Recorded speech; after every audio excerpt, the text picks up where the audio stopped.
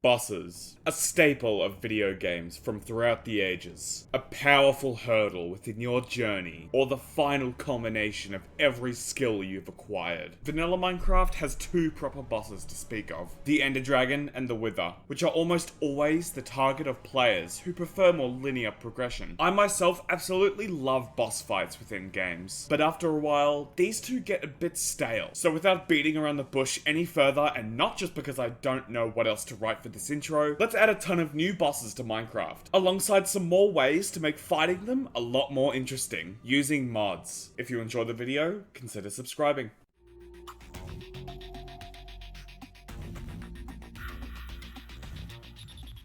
To start off for Forge players, we have Elender's Cataclysm. This mod adds a ton of new insane structures, enemies, and new unique weapons, on top of the powerful bosses. The bosses here are powerful, meaning most players will have to progress quite a bit to stand a chance against any of them, with defeating each one giving you a unique item, some that can be combined with others, and more, giving the mod its own progression system of sorts. These bosses all have their own unique themes, which can be played through a disc that can rarely drop from them. Very fitting for the target boss. Some designs take inspiration from existing bosses or from spin-off games, like the Netherite Monstrosity. Even two bosses are added to the end, giving more of a reason to explore the Outer Islands. Like the Void Golem, which, yes, is a retextured redstone golem, but it's still a fun fight, and the Ender Guardian, which is essentially a shulker with the body of a golem. Each of these bosses, in attacks and mostly appearances, are unique from each other. This mod is always a must-have for me when playing through a Forge mod pack.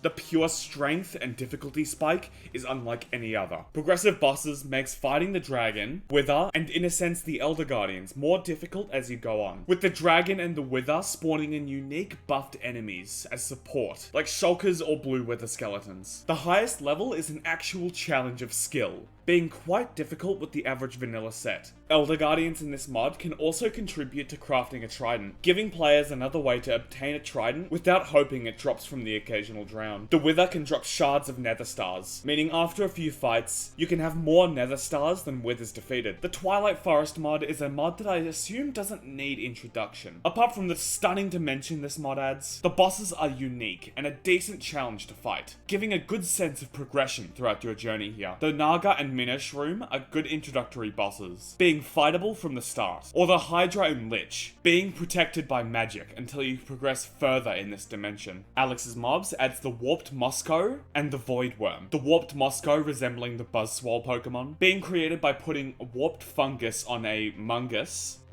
among letting a crimson mosquito attack it, or the Void Worm needing a crimson larvae, corrupted and thrown into the void. Both of these boss fights need to be actively worked on to awaken, not being able to be stumbled upon if the player isn't ready for it. These bosses are pretty rewarding, with the Mosco dropping the materials to make a sort of rapid fire ranged weapon, and the Void Worm being used to make a special pickaxe that literally tears through the fabric of space, letting the player traverse millions of blocks in a certain direction. Ender Trigon is a unique and challenging take on the Ender Dragon boss. Instead of adding on to the base Ender Dragon, this three-headed variant can lay eggs that quickly hatch into mini Ender Dragons, which act as supports against you in the fight. On top of that is its devastating charge attack, leaving a chasm in its wake, or even picking the player up off the ground, dropping them to their imminent demise. The legendary Aether mod should be a mod that needs no introduction, with the base mod adding three uniquely powerful bosses. The Slider, which is a giant stone cube that can only be damaged through pickaxe damage, meaning all other forms of usual combat are made obsolete, making for an interesting boss, with the loot from the middle of the room being quite useful with your journey here, like the hammer of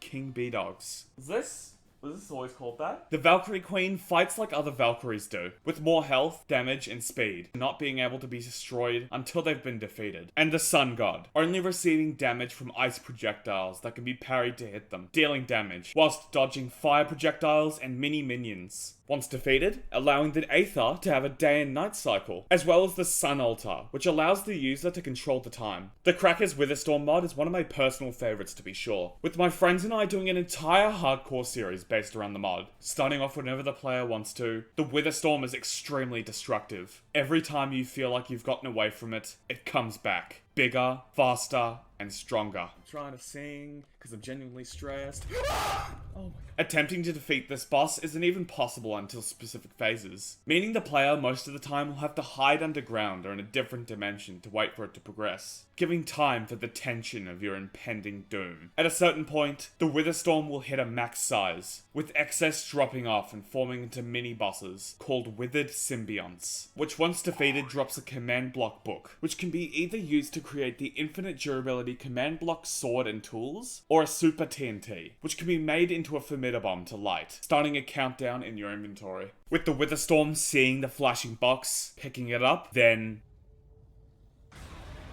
after approaching it, the Witherstorm wakes back up to begin the stretch for the final fight with the command block within, rewarding the player the ability to make a corrupted beacon. Illage and Spillage adds powerful bosses that remain invincible until the end of the wave they appear in, starting their boss after the other nearby Illages have been defeated, like the Freakager, which rides a giant spider creature. Magispeller, which uses multiple magic-based attacks akin to other existing mobs and further, or the Spirit Caller. All of these three, apart from their unique attacks, have insane levels of personality through only a few seconds of animations. Easily a favourite, and will remain a favourite for a long while. The Predators, bit of a weird name, adds 5 new bosses which can be devastating if fought unprepared, with immense knockback, strength, and health. Defeating these bosses yields unique items that can help you on your journey, like a literal minigun. Mutant Maw, as an extension to the Mutant Mobs mod, which will appear later on in the both category, adds the Mutant Wither Skeleton, Mutant Blaze, and Mutant Shulker, which alongside their unique attacks, drops, and mutating effects, have very fitting fight themes. The remains of the Mutant Wither Skeleton, like the Mutant Skeleton, can be made into armor, as well as a Wither Bomb and sword being dropped as well. The Mutant Blaze can give an array of things, such as rotating shields, a pet Rodling, and a machine to recreate the burning aura the Mutant Blaze emits. And the Mutant Shulker rewarding a shield that shoots out a large projectile, or even a turret. There's been teasers of more mutants to come to this mod, which I personally am excited to see. Unusual End adds a powerful boss for the Outer Islands. Sitting at the very top of a large tower is the Endstone Golem,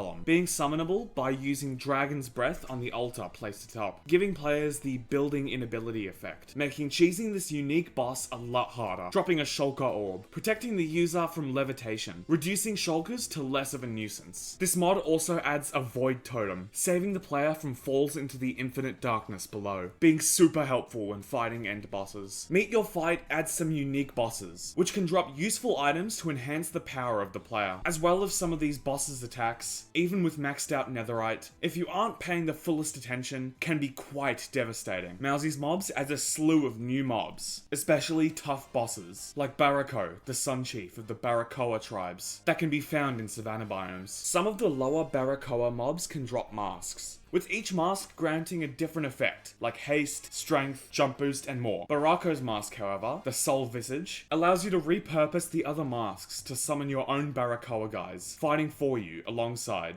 Oh, I didn't finish the script. Alongside the super fun abilities the Visage adds, the Ferrous Wroughtaut is found underground in a small chamber. It can only be damaged in its back, mainly when recovering from certain attacks. These attacks are powerful, but the strength is made up for by the slow speed and signaling before each attack. On defeat, it drops its helmet and axe, allowing the user to do similar attacks, which is honestly really fun to use. The Frostmaw uses an ice crystal to attack, freezing the player in place to inflict melee damage, so keeping enough distance from the freezing attacks is a lot more crucial here. Upon its defeat, it drops the crystal, allowing you to mimic its ice blast attack, freezing water and targeted mobs. I really like the design of this mob, with its head being on an angle. With something as simple as a 45-degree rotation, it helps this boss look a lot more unique, but not so much that it looks too complex compared to the Minecraft style. If it was kept up to date more frequently, I would be using it in my personal modded worlds and servers a lot more. Ice and Fire Dragons adds a plethora of unique bosses, from a giant Cyclops that picks you up, to a super poisonous Hydra in the swamp, to a Gorgon that turns you to stone unless you have the blindness effect, giving the player completely new types of boss encounters to spice up approaches. Guard villagers, with the right preparations, can be quite helpful with fighting a few of these bosses, being able to be equipped with most normal types of weaponry and protection, like swords, shields, armor, and such. such. If set up well enough, they can be the driving force to help defeat major bosses and raids. Ars Nouveau adds a variety of magic abilities, attacks, and more. It doesn't add bosses, but is great as a helpful and more interesting way to go about facing bosses. With enough knowledge on these unique magic systems, you can easily be more powerful than without it. Not just being an alternative fighting method, but being extremely rewarding.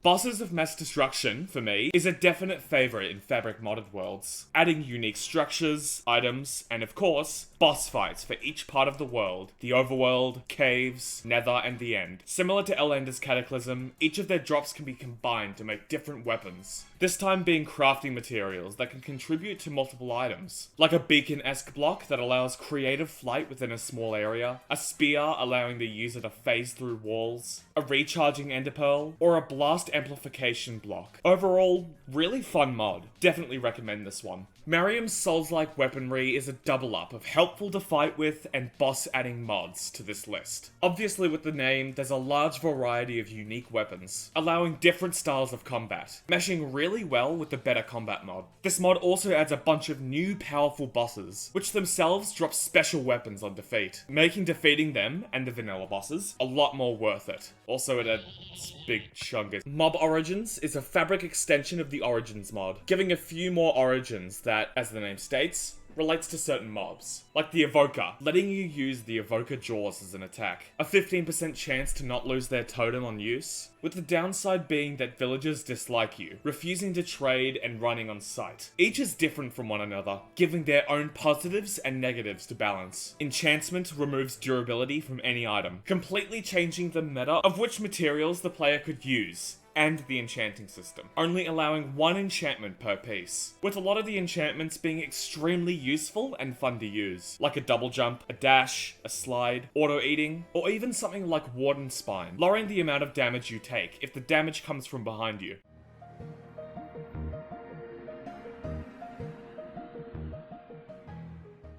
Aquamarine adds the ghost of Captain Cornelia, which is an interesting boss, gliding around as she pulls you towards her, swipes and stabs at you with her spear, summoning spinning blades to circle around, auto-healing, and more. This mod adds a ton of armor, weapons, and such to assist you on your journey, alongside some tough enemies and structures too. Mutant Mobs is another classic mod. So classic that I haven't been able to stop myself from making a few videos about this mod in the past. These mobs can be made to spawn naturally, making night a lot more terrifying. Each of the mutants, like most of the bosses in this video, drop unique items, allowing you to make a shockwave, pick up and throw blocks, teleport, use their fractured body as armor, or even have a pet mini creeper. Rotten Creatures adds Deadbeard, being a larger drowned, with a rare spawn on beaches, summoning backup, and doing melee damage if getting close enough. If Deadbeard is almost defeated, they'll pull out a large TNT barrel to detonate themselves. So if you don't defeat them quick enough, you'll miss out on the loot they drop. Origins, like mentioned before, lets the player start off with different abilities and downsides to balance those abilities out, with some unique ones like the Blazeborn spawning in the Nether, being immune to fire and lava, but being hurt in water and rain, or the Endarian origin, also being hurt by water, not being able to see people wearing pumpkins, but having an elongated reach and the ability to teleport. Always a fun one to use. I usually go with Shulk, having a built-in extra 9 inventory slots that don't drop on death, having natural armor points, but getting exhausted quicker and not being able to use a shield, which is only an issue early on. Artifacts adds a bunch of new items the player can equip to unique slots in their inventory, granting different abilities, like automatically being sent up to the top of blocks, like walking up slabs, night vision goggles, dealing fire damage with all hits, or even immunity to knockback. Better Combat completely changes the way combat is done, obviously, making for a super interesting new way to fight in Minecraft, even being able to dual wield weapons. This mod also has a ton of compatibilities with other mods, so if you get the right way to fight using this mod down pat, you might have a lot more fun with it. Combat Roll can also work with this mod to spice up things a lot more, allowing a more fun and interesting way to dodge attacks that are telegraphed by stronger bosses. And finally, the most important mod of all,